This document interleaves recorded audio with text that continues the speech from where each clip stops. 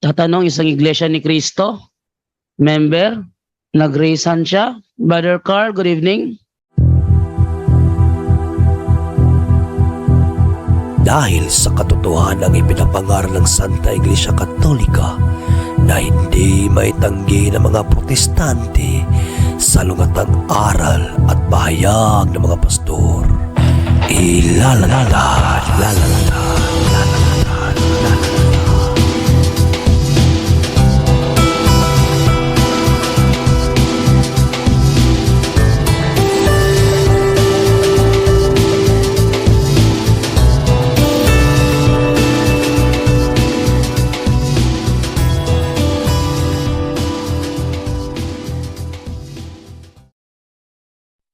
Back sauce Simbahan.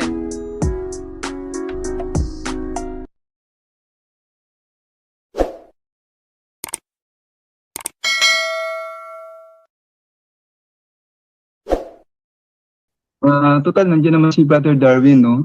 Okay lang, Brother JD, open ko yung nakaraang usapan natin. Kasi di ba naputol nga. Dahil late na tayo natapos.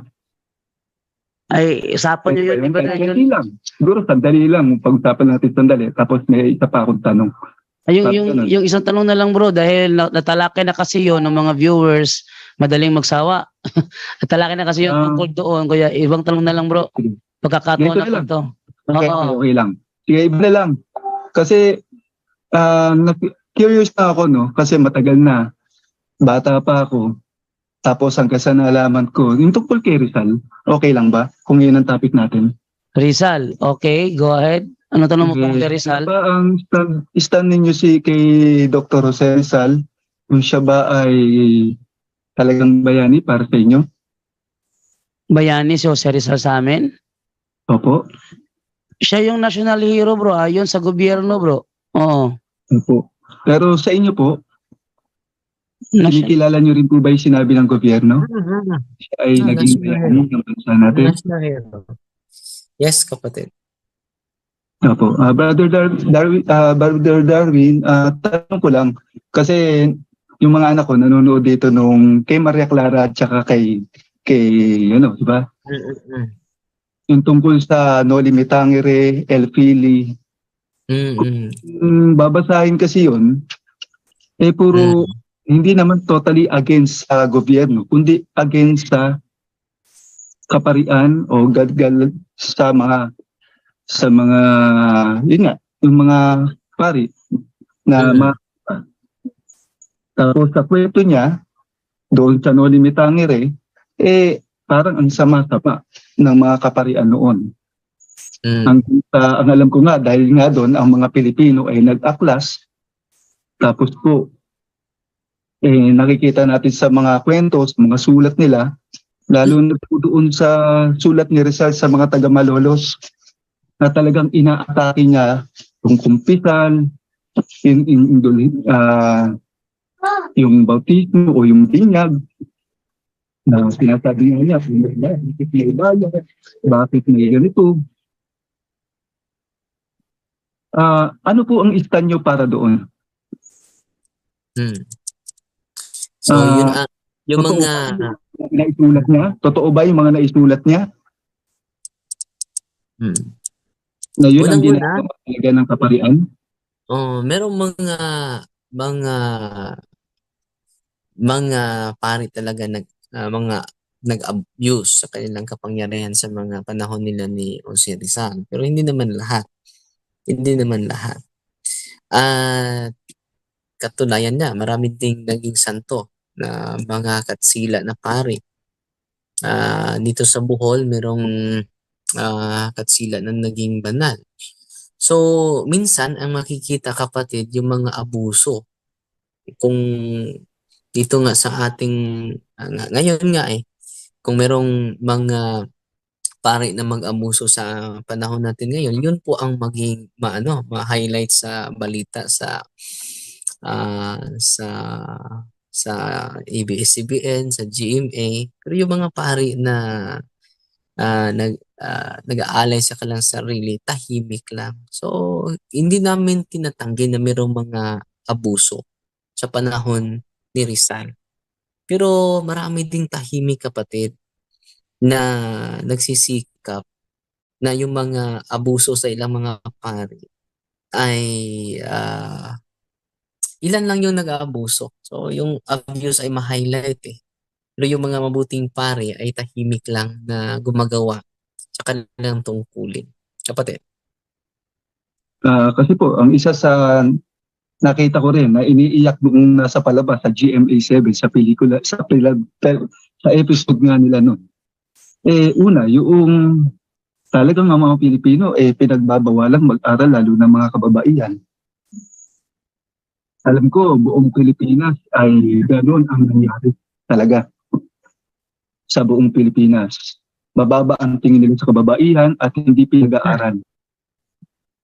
Kung tingin ko po, no, kung talagang ang mga kaparian noon ay sumusunod sa banal na kasulatan at alam din po ninyo na alam din namin na isa kayo sa mga nagsali ng Biblia, bakit hindi nila pinapayagan noon ang mga ang mga kababaihan o mga kabataan na mag-aral? Samantalang nakalagay sa Biblia tuklasin mo ang karunungan gaano man ito kamahal. Hindi ba nila nabasa yun? Unang-unang, kapatid, yung mga babae ay kultura natin, para maunawaan din natin, kultura natin na nagfo-focus sila sa ano. Yan talagang kultura natin. Nagfo-focus sa family. So yung ama ay maghahanap buhay. Yan po ang kultura natin nung una. Pero ngayon, na-empower. Alam mo ba, yung mga university na tinatag ay mga Catholic university po yun. So, nung una, merong mga abuses talaga. Inaamin namin yan. Pero hindi yan makapag-prove na hindi na totoo ang simbahan ng Iglesia Katolika. Kung merong Judas Iscariote, kapatid, na nag-abuse sa kanyang pagka-apostol, kadisipulo, hindi natin ma-blame si Kristo. So, in like manner, kapatid, kung merong mga abuso sa mga pari, wala namang turo opisyal ang simbahan patungkol dyan.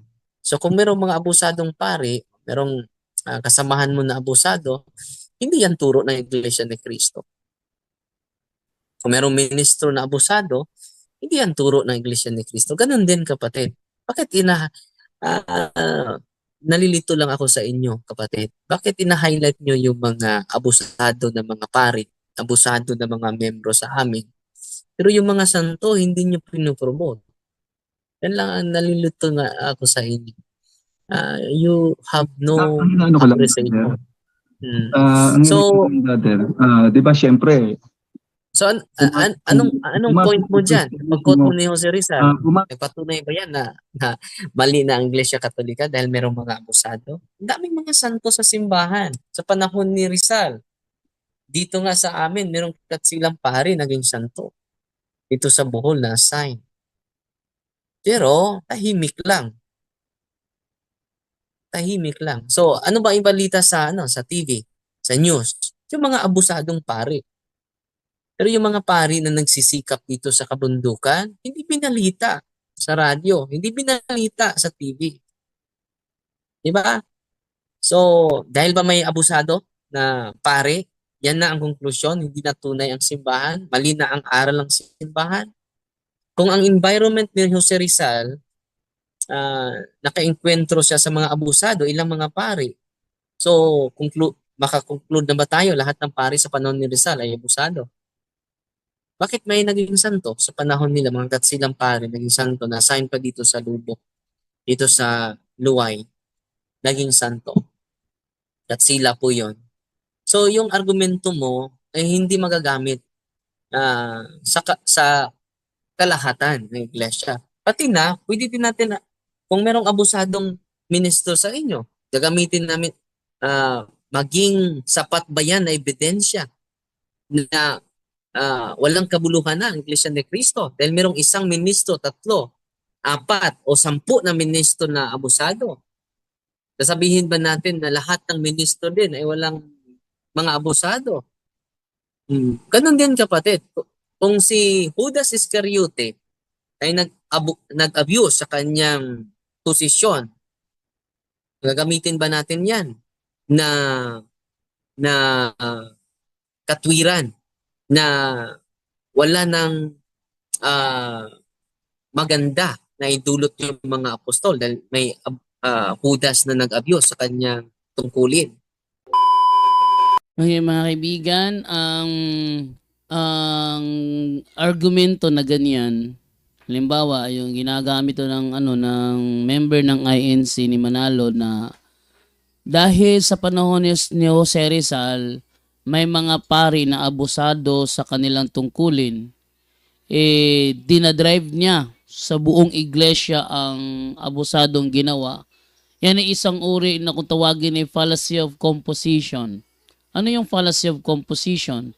Involves assuming that parts or members of a whole will have the same properties as the whole. This leads to wrong conclusions because what is true of the different parts is not necessarily true of the whole. Halimbawa, may ilang pari na gumawa ng kasalanan, ibig sabihin masama talaga ang simbahang Katolika. Fallacy of composition ito dahil ang kasalanan ng ilang pari ay hindi otomatikong kasalanan ng buong institusyon. Kaya yung reasoning dito ng katalakayan ni Father Darwin na member ng INC na si Brad Carl, ito ay isang fallacy of composition, kumbaga invalid arguments. Argumentum contra factum non valid cannot be accepted, no? An argument which is contrary to the fact cannot be accepted. So, halimbawa, marami namang santo sa simbahang Katoliko. Maraming santo. Pero hindi ibig sabihin lahat ng membro santo. Nakuha niyo? Maraming santo sa simbahang Katoliko, pero hindi lahat ng membro santo. Ganun din. Maraming mapang-abuso sa simbahang Katoliko, pero hindi lahat ng membro pang-abuso. Kapag yung pagkamali ng iilan ay ginagawa mo ng kabuuan, yan ay isang uri ng invalid argument na kung tawagin is fallacy of composition. Ganun din, kapatid. Kung may mga abusado, hindi magagamit natin yan sa mga tao sa pagkalatan. Anong drive mo dyan? Kinukot mo si Rizal, ang dami naman mga nagawa ng simbahan sa ating, kung alam mo, kung hindi dinala ang Kristyanismo dito, wala tayong Biblia. Si Padre Pedro Valderrama ang nagdala dito. Sino po ba yun? Katoliko. So ang nagdala sa Christianity dito sa Pilipinas ay Romano Katoliko. No. Wala kayong alam sa Biblia kung wala pa ang mga misyonaryong Katoliko na nakarating dito sa Pilipinas, kapatid. Pero hindi niyo yan nakita. Yan nakita ang mga abuso lang sa ilang pare. Dahil yan ang ma-highlight yung mga abuse sa ilang mga pare. Brother Darwin, isa sa sinabi ni Rizal, sa liham niya sa mga kababaihan sa Malolo,